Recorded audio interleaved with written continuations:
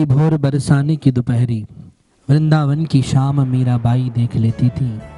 जाने कौन सा काजल लगाती थी नैनन में कि नैन मूंद के भी घनश्याम देख लेती थी। है ना दोस्तों बड़ी अजीब बात कि ऐसा कभी संभव है कि कोई आंखें बंद करे और फिर भी अपने परमात्मा को देख ले। हाँ संभव है, पर वह कब संभव है? जब कोई भक्त निश्चल प्रेम करता है, जब कोई भक्त अंतर आत्मा से मनसा वाचा कर्मणा रूप में प्रेम करता है। सिद्धता है, बहुत उच्च कोटि के संत जब मेड़ता के अंदर पहुंचे और अपने ठाकुर जी की मूर्ति के साथ खूब लाल लड़ा रहे थे, मेड़ता की राजकुमारी प्यारी मीरा ने जब देखा कि उनके पास एक बहुत सुंदर मूर्ति है, देखकर प्रेम से वशीभूत हो गई कि यही मेरे ठाकुर हैं, यही मेरे गिरधर गोपाल है जिनके साथ मेरा विवाह हुआ है, जो मेरे सपनों में आते हैं, जिनकी छवि को देखकर मेरा मन प्रफुल्लित हो गया, वही मेरे परमात्मा है, वही मेरे ईश्वर है। यहाँ पर मूर्ति विशेषता की बात नहीं, यहाँ पर बात है कि किसके प्रति समर्पण आ जाए। कोई किसी को प्यार करता है, कोई किसी को प्यार करता है, कोई किसी को प्यार करता है। यहाँ मीरा ने अपना प्रेम गिरधर गोपाल के चरणों में समर्पित कर दिया। बात है कि आंख मूंद कर भी घनश्याम कैसे देख लिया। तो जब मीरा ने उस परमहंस संत को कहा कि गुरुदेव ये जो मूर्ति है ये मुझे दे दो क्योंकि ये मेरे गिरधर है, संत श्री ने कहा अरे पगली, अपने प्रभाव से मुझे दबाना चाहती है? राजा की बेटी है तो मेरे इष्ट की मूर्ति मांगेगी और मैं तुझे इष्ट की मूर्ति दे दूं? कैसे संभव है? कैसे हो सकता है ये? ऐसा कभी नहीं होगा मीरा। और सुबह प्रातःकाल में यहाँ से चला जाऊंगा। मीरा ने जैसे ये बात सुनी कि प्रातःकाल चले जाएंगे मेरे गिरधर की मूर्ति को लेकर, मेरे गिरधर को लेकर, मीरा की आंखों से झरझर आंसू बहने लग जाते हैं। जाकर अपने कक्ष में मीराबाई विश्राम कर रही है, रात्रि का समय है। गिरधर की मूर्ति को संत श्री भोजन का भोग लगाते हैं, परंतु कहते हैं कि उस दिन गिरधर की मूर्ति संत श्री के हाथों से भोजन नहीं करती। अचंभित संत श्री की आंखों में भी आंसू। कहते हैं कि भक्त के आंसू देखकर हरि की मूरत काठ की मूरत नीर बहाए। इधर मीराबाई फूट फूट कर रो रही है कि प्रातःकाल मेरे गिरधर चले जाएंगे, प्रातःकाल मेरे गिरधर चले जाएंगे। इधर संत श्री रो रहे हैं कि मेरे कन्हैया भोजन क्यों नहीं ग्रहण कर रहे, मेरे कन्हैया क्यों प्रसाद ग्रहण नहीं कर रहे। महाराज ध्यान से सुनेगा मैं क्या कहना चाहता हूँ। भाव की प्रधानता है और सत्यता की प्रधानता है ये। महाराज जैसे ही संत श्री ने कहा कि ठाकुर जी कन्हैया क्या बात है, क्यों भोजन ग्रहण नहीं कर रहे हो, क्यों आपकी आंखों से आंसू बह रहे हैं? अंतर्मन से प्रेरणा करी ठाकुर जी ने कि हे संत श्री, है मेरे प्यारे, मैं मीरा से बहुत प्रेम करता हूँ और मीरा मुझसे बहुत प्रेम करने लग गई है। देखिए यहाँ पर ये चीज महत्वपूर्ण नहीं रखती कौन बड़ा है कौन छोटा है, कि संत श्री तो इतने महा परमहंस हैं, वो मीरा के सामने क्यों झुके, वो मीराबाई की बात को क्यों माने? नहीं महाराज, कभी कभी आपने सुना होगा एक बुढ़िया थी जो बचपन में मर गई, एक बुढ़िया थी जो बचपन में मर गई और एक बच्ची थी जो बुढ़ापे में चली गई। वही मीरा है जो है तो बच्ची, परंतु उसकी बुद्धि और उसका प्रेम और परमात्मा के प्रति उसका समर्पण बूढ़ों से कम नहीं है। और एक बुढ़िया थी जो बचपन में चले गई। तो महाराज भले कोई कितना भी बूढ़ा हो जाए, कितना भी बड़ा हो जाए, कितनी भी उम्र ले ले, परंतु परमात्मा के मार्ग में अगर उसे मनसा वाचा कर्मणा यानी तन से, मन से, धन से जब तक वो परमात्मा के प्रति समर्पित नहीं होगा, केवल दूसरों को समर्पित करवाना महत्वपूर्ण नहीं है। दूसरों को समर्पित करवाने से पहले तन मन धन से खुद को समर्पित होना पड़ेगा परमात्मा के चरणों में, परमात्मा के प्यारों के चरणों में। नर सेवा नारायण सेवा।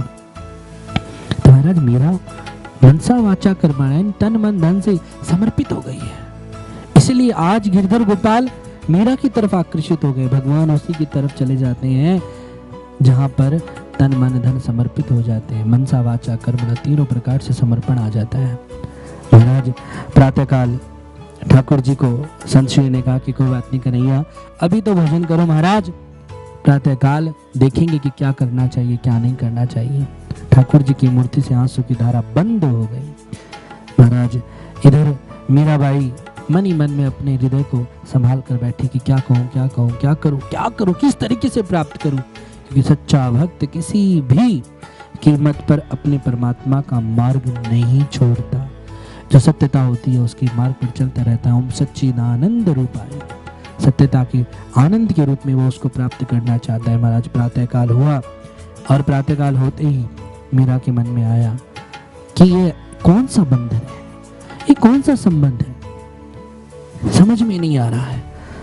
बड़ी सुंदर बातें कही है, बड़ी सुंदर लाइन कही है। बिल्कुल अनजाना है सबसे तेरा मेरा बंधन, बस तेरे नाम से चलती रहती है मेरी धड़कन। सिर्फ रिश्तों, कई रिश्ते जो होते हैं उनके नाम नहीं होते, वो केवल हृदय से ही हम समझ पाते हैं। गुरुदेव के पास सूचना पहुंची, गुरुदेव ने इधर मीरा के पास सूचना पहुंचाई कि मीरा तेरी परीक्षा ली जाएगी। अगर तू चाहती है कि गिरधर की मूर्ति तुझे प्राप्त हो तो तेरी परीक्षा ली जाएगी, परंतु उस परीक्षा में क्या तू पास हो जाएगी? मीरा ने कहा कि मैं अपने गिरधर को प्राप्त करने की संसार की कोई भी परीक्षा दे सकती हूँ। महाराज गुरुदेव ने एक योजना बनाई और खूब बहुत सारे बॉक्सेस, जो बक्से होते हैं, बहुत सारे बक्से मंगाए और एक हॉल के अंदर कई बक्से रख दिए गए।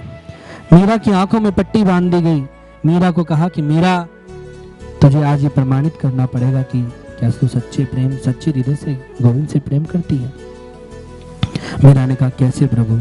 आंखों में पट्टी बांध दी गई कि जिस बक्से के अंदर तेरे गिरधर गोपाल बैठे हैं तुझे सीधे उसी बक्से पर जाना पड़ेगा, उस बक्से के पास जाना पड़ेगा।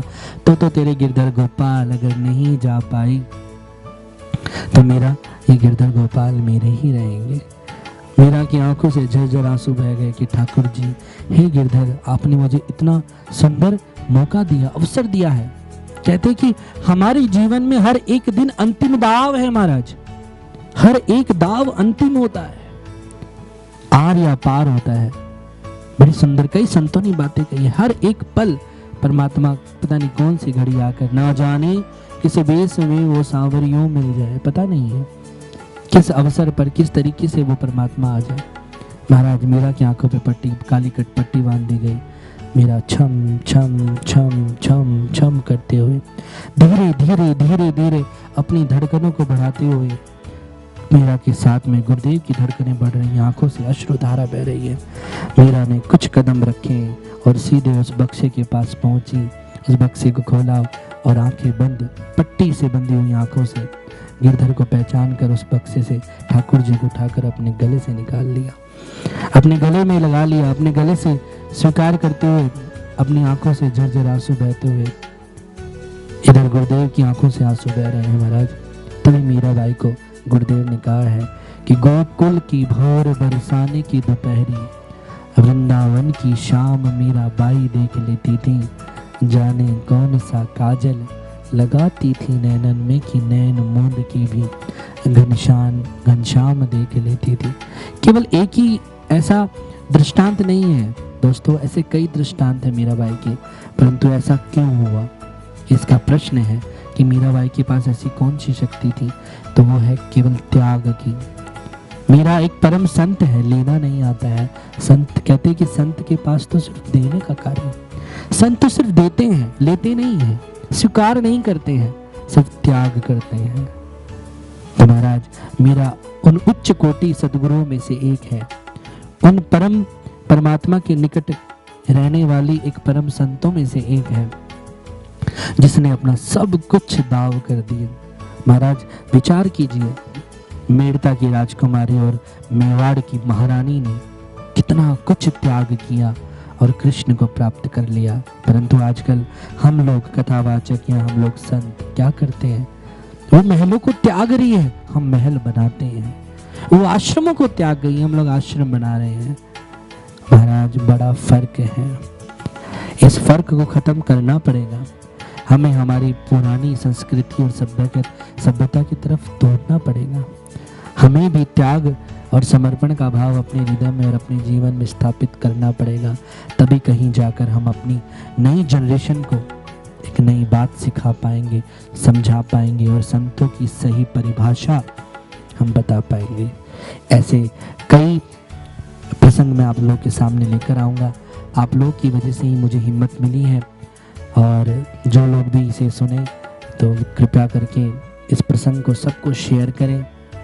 अगर अच्छा लगे तो लाइक करें और ज़्यादा से ज़्यादा लोगों तक इस संदेश को पहुंचाएं, ताकि युवा पीढ़ी के हृदय के अंदर भी मीरा रूपी भक्ति जागृत हो जाए।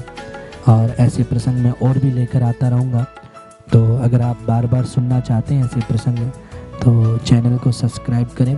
सर्वहिताय चैरिटेबल ट्रस्ट के नाम से ये चैनल है। आप लोग का प्रेम मिलता रहे। इसी के साथ में जय श्री कृष्णा, जय मीराबाई, जय मेवाड़।